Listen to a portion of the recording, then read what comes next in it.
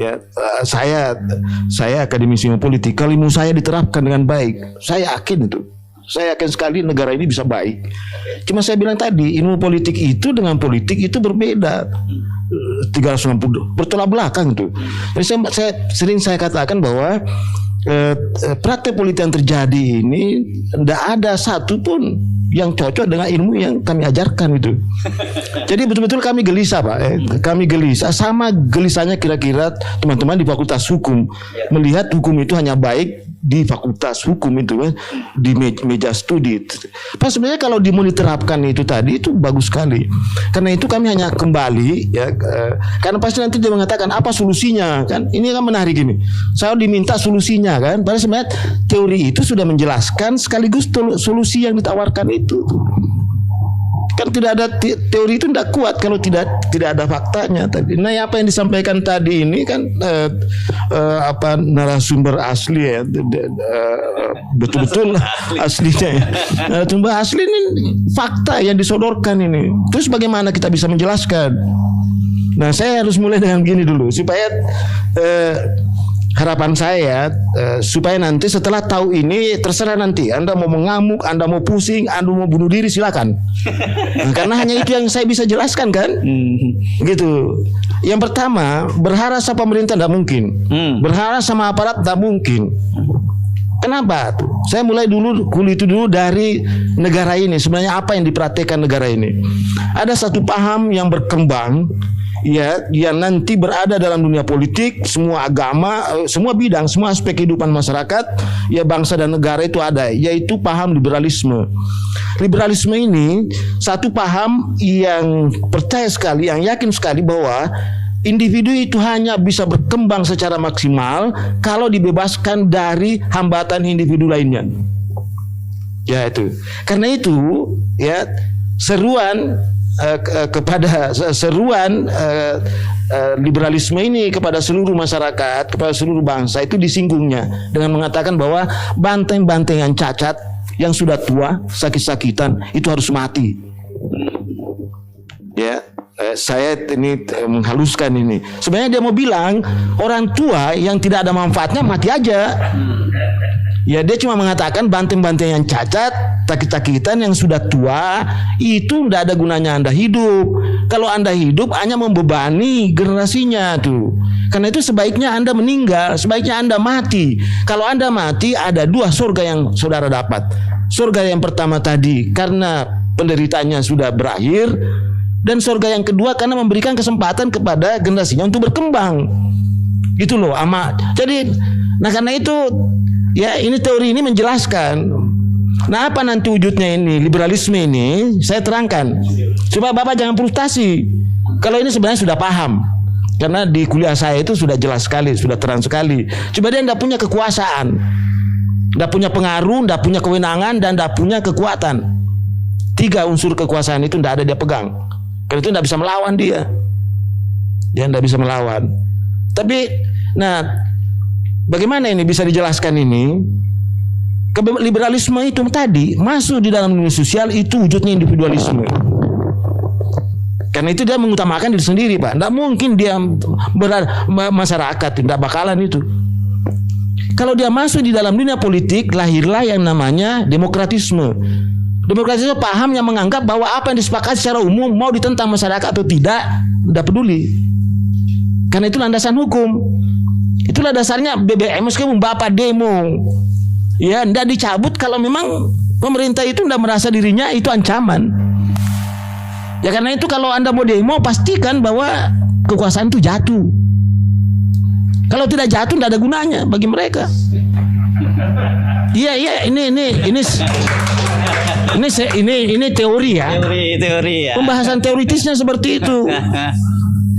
Ya kan ada yang mengatakan, wah itu kan teori Pak. Ya praktekkan aja kalau tidak percaya. Pasti jatuh itu. Kalau Anda berkemah tapi kalau Anda cuma datang di sana menakut-nakuti, dan dia mengatakan saya tidak takut kok. Kalau liberalisme tadi, kancil-kancil yang cacat, yang sudah tua sakit-sakitan harus mati, kan Anda beban.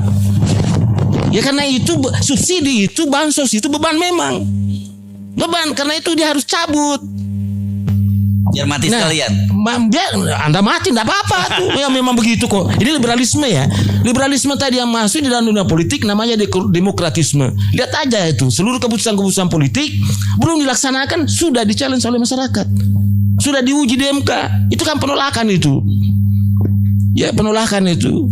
Dan ini, nah bagaimana ini? Sudah masuk dalam dunia sosial, masuk dalam dunia politik, masuk lagi dalam dunia ekonomi. Inilah wujudnya namanya kapitalisme. Jadi individualisme, demokratisme, kapitalisme itu saudara kembar, Pak. Di zaman dulu bentuknya kolonialisme dan imperialisme. Itulah yang memporak-porandakan negara-negara lama sebelum Indonesia ada. Dan siapa musuhnya tadi? Ya itu tadi yang mengaku bangsa Indonesia asli, kaum pribumi. Itulah musuhnya itu. Nah, salah satu wujud daripada kapitalisme tadi adalah oligarki. Karena itu, Pak, memang teorinya agak beda ini, ya. Karena itu liberalisme lama itu memperlihatkan kapitalisme masih berhadapan dengan negara, Pak. Masih berhadapan dengan negara. Tapi kalau sudah neoliberalisme baru, kapitalisme sudah menjadikan negara itu sebagai alatnya, Pak. Karena itu di Indonesia itu pasti tumbuh komunisme. Karena lawan tandingnya komunisme itu adalah kapitalisme. Nah, ini menjelaskan di sini. Jadi kalau ada mengatakan, enggak ada komunisme di Indonesia, bohong itu. Karena musuh abadinya itu kapitalisme adalah komunisme. Kapitalisme itu akumulasi dan sementara ini distribusi. Nah, karena itu tadi rencana komunisme adalah mengambil negara dan mengubahnya negara komunis. Kalau tadi dia sudah mengambil negara menjadi alatnya tadi. Nah, karena itu ya komunisme dan kapitalisme tumbuh subur, dua-duanya ada.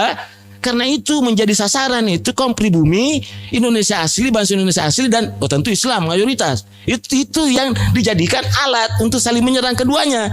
Karena itu kedua kelompok ini berpecah. Nah, itu juga indikator ketika ada kapitalisme sangat kuat di negara itu atau neolib ya dan komunisme ada, pasti pembelahan sosialnya sangat tinggi. Percaya saja. Ya, silakan aja meneliti. Itu teori standar itu. Ya, artinya itu disintegrasi itu sangat tinggi itu. Ya, disintegrasi politik ya tentu ancaman terhadap stabilitas dan sudah pasti tidak ada istilah tadi kan pertanyaannya, terus bagaimana dengan pemerintah? Tidak bisa. Ini apalagi situasinya kan menarik. Ya, kapitalisme ingin sistem kapitalisme ya, barat sistem ekonominya kan sistem ekonomi liberal. Ya kan? Sementara komunisme ingin sistem komando. Ya kan? Sementara rakyat ingin berusaha sendiri. Namanya sistem ekonomi kerakyatan ini. Ini ada 3 ini. Sistem ekonomi bertarung di Indonesia. Ya kan? Nah, apa yang saya sarankan di sini? Hentikan itu konglomerasi. Hentikan itu liberalisme. Hentikan itu pasar bebas. Artinya kalau pasar bebas, bikin pasar itu tertutup. Karena itu jangan impor. Ya, boleh ekspor tetapi politik pangan sudah terpenuhi. Itu. Tapi kan tidak ada jaminan seperti itu. Ya, tidak ada jaminan seperti itu karena tadi saya katakan bahwa Indonesia sudah berada pada tahap neoliberalisme. Dan kalau negara sudah dikuasai neoliberalisme, kapitalisme dan oligarki tadi, maka seluruh aparat menjadi alat. Gitu. Menjadi alat.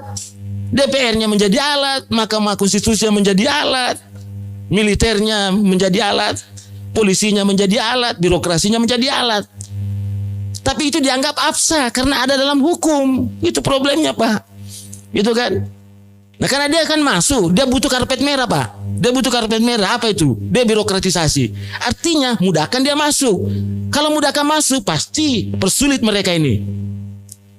Kan di situ. Tapi begini, kampus itu kan sebenarnya harus juga mempelajari yang begini supaya dia tahu. Yang saya khawatirkan itu kalau dia sudah berada di liberalisme tapi dia tidak paham itu. Dia menganggap apa yang saya lakukan ini baik gitu kan. Dia tidak sadar itu. Ini kan tadi yang misalnya gini, kok kenapa ada istilah subsidi itu? Kan ini istilah ini dungu ya. Kalau pakai logika itu. Dalam teori welfare state, negara kesejahteraan, lah memang tugasnya negara seperti itu. Jadi tidak ada istilah subsidi. Makanya saya bilang subsidi itu, bansos itu seperti CSR itu sebenarnya adalah suap politik kepada rakyat agar jangan berontak, agar kapitalisme ini tidak terganggu, agar oligarki ini nyenyak tidurnya tuh. Dikasih landas seperti itu. Yang seharusnya tidak perlu dibicara, yang perlu diusir itu oligarki. Yang perlu diselesaikan itu kapitalisme tadi. Yang perlu disadarkan pemerintah. You jangan jadi alat kapitalisme, you jadi bagian daripada oligarki itu. Itu harus disadarkan bahwa rakyat sejahtera makmur itu tujuan negara itu tadi. Jadi sudah clear itu. Sumber daya manusia. Kan negara menyelenggarakan pendidikan, tujuannya lahir orang-orang cerdas, orang-orang hebat untuk memperkuat kapabilitas ekstraktif sistem politik kita.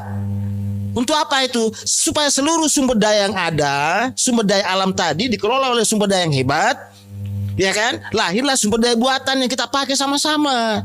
Kan tadi ada tambang nih, tambang minyak. Diolah oleh orang pintar, kemudian jadi bensin, jadi solar dan sebagainya, didistribusikan kepada masyarakat supaya dia sejahtera, supaya dia makmur. Itu tujuan negara didirikan tuh. Ya. Nah, tadi saya jelaskan bahwa ternyata ya ada penyimpangan dari penyalahgunaan teori negara oleh liberalisme tadi. Ya kalau masalah tadi ya testimoninya Bang Batiar, berarti dugaan saya benar bahwa Bu Sri Mulyani itu adalah agen neolib itu kan. Saya memang mencurigai karena gini, kalau teman-teman di ekonomi mempelajari ekonomi ANSI dalam pengertian utang dan investasi, dia akan melihat itu sebagai financial resources. Tapi kalau saya di ilmu politik mempelajari ekonomi politik, utang dan investasi itu ancaman, bahaya itu. Itu masuk neokolonialisme, imperialisme di situ. Ya. Apa dalilnya tadi? Banyak teori pembagian dua dunia menjelaskan ada itu. Teori pembangunan. Kalau semua pembangunan itu bertujuan baik itu, tidak ada itu teori underdevelopment itu. Tidak ada itu teori ketergantungan. Kan itu semua teori-teori yang harus dipelajari teman-teman di ekonomi. Bahwa ada loh namanya teori ketergantungan, ada loh namanya teori dependensi, ya. Teori underdevelopment, ada teori neoimperialisme, ya kan? Sekarang ini apa caranya negara lain untuk menguasai kita, sumber daya kita? Ya pakai teori neoimperialisme tadi. Didik orang banyak, ya. Jadikan dia kaki tangan, jadikan dia komprador masuk, ya kan? Supaya dia bekerja untuk negara lain. Kan dia tenang. Makanya tadi kan saya bilang tadi, kalau mau aman tempatmu, mau nyaman tidurmu, tidak ada pilihan lain sekarang kecuali berkoalisi 3 kelompok. Yang pertama bandit politik tadi yang terbawa, bandit, Anda jadi bandit. Iya kan? Misalnya jadi preman, yang kuasai lahan itu Anda yang di situ jadi premannya. Itu pasti ada di situ kan? Atau misalnya dalam pilkada Anda yang bagi-bagi duit itu tadi, yang menyuap itu tadi kan? Ya untuk kepada rakyat. Nah ini rakyat harus disadarkan juga. Nah itu saya, ya itu tadi penjelasan saya sebenarnya untuk memberikan pemahaman ya kepada seluruh masyarakat Indonesia bahwa jangan terlalu banyak berharap perubahan sekarang. Bahwa hitungan ekonominya datanya Pak Antoni sudah siang malam selalu menyebut kok. Gitu. Saya cuma mengatakan jangan terlalu banyak berharap. Saya sudah berkesimpulan bahwa Indonesia sudah berada pada satu kondisi di mana dia sudah mempraktikkan neoliberalisme, di mana negara menjadi alat kapitalisme, alat oligarki. Karena itu jangan pernah berharap petani, nelayan, peternak itu bisa berdaya, dalam ini hidup sejahtera. Tidak ada ceritanya itu. Karena teorinya mata, dia mengatakan kancil-kancil yang cacat, yang sudah tua, sakit-sakitan, seharusnya mati. Kalau Anda hidup, ya Anda beban bagi kami. Kenapa beban? Ya kami capek-capek berusaha, ya ada untungnya ternyata Anda mau dapat. Kan gitu logikanya itu kan? Ya. Nah karena itu, ya tadi apa yang disebut bansos sekarang, BLT, nah itu kan hanya menjelaskan bahwa ini loh ada kompensasi saya berikan. Kompensasinya adalah supaya Anda jangan bergerak. Makanya itu tadi saya katakan kan, kalau Anda mau demo, hitung-hitung aja. Sekarang jangan hitung-hitung juga. Karena sekarang kalau negara itu neolib, tak peduli Bapak. Ya, tadi saya kata hanya ada satu yang bisa membuat dia terhentak, ya. Menggoyang kursinya. Kalau Anda tidak mampu menggoyang kursinya, Anda bakalan itu. Itu teori standar Pak, saya sampaikan itu. Ya, karena itu kalau datang demonstrasi jam 8 pulang jam 4 sore, ya pasti itu sudah tenang-tenang itu kan. Tapi coba kalau Anda pakai di situ demo, ya. Anda berdemo di situ, ya gantian di situ, bawa peralatan. Ya kan, semakin ditembak ada yang mati, muncul lagi. Wow, tumbang pemerintahan itu Pak. Tumbang kekuasaan. Kenapa? Teorinya menjelaskan bahwa ketika seseorang berkuasa di punggung harimau, dia tidak bisa bertahan. Itu teorinya. Ya.